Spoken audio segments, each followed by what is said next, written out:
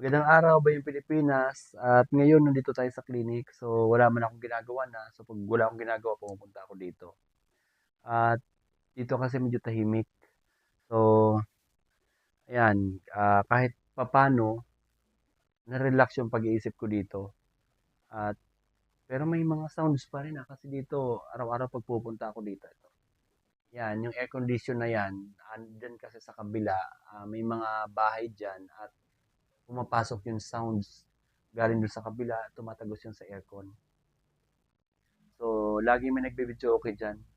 Napapansin ko rin guys kasi pag gabi na, tumatambay ako dito, halos gabi-gabi yan na nagbe-video okay dyan. Kaya minsan naisip ko, ang kaibahan talaga ng pag-iisip ng mahirap sa mayayaman o yung mga tao na porsigido sa buhay, malayo ang diferensya masyado kasi yung mga mahihirap na talagang gustong manatiling mahirap ay ang ginagawa nila pagkatapos ng trabaho kasi lagi naman yun gabi at alam ko may mga trabaho rin yung tao dyan pero pagkatapos ng trabaho nila, nililibang na lang nila yung sarili nila eh. Pinagagawa nila dyan, ayan, nagbe-video okay, nagiinom, nagsasayang ng oras dun sa mga social media, nagmo-mobile games. Yan, napapansin ko dyan kasi pupunta ako minsan sa terrace namin, malapit dyan. So napapansin ko, nakikita ko yan dyan.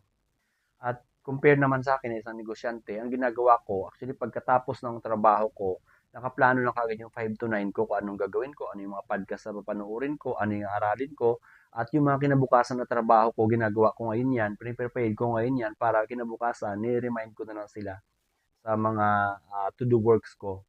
So, yun napapansin ko. So, bakit kaya hindi umasenso ang mga Pilipino? Dahil sa kaisipan na ganyan. Pagkatapos kasi ng trabaho natin, pare-parehas naman ng oras natin, mayroon tayong 24 hours eh, na pare-parehas eh.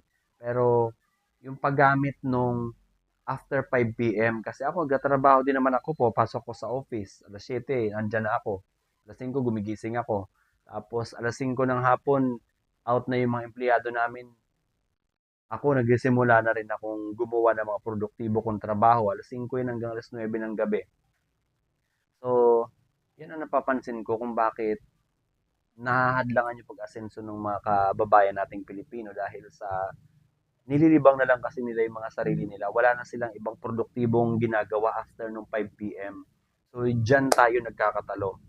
Kasi kung pansinin natin, ang kadalasan sa mga gumagawa ng ganyan ay naiiwan at nanatiling mahirap. Pero yung mga gumagawa ng mga produktibong trabaho, nag-aaral, ini-improve yung mga sarili nila, nagkakaroon ng self-development, after nung trabaho nila ay umaasenso.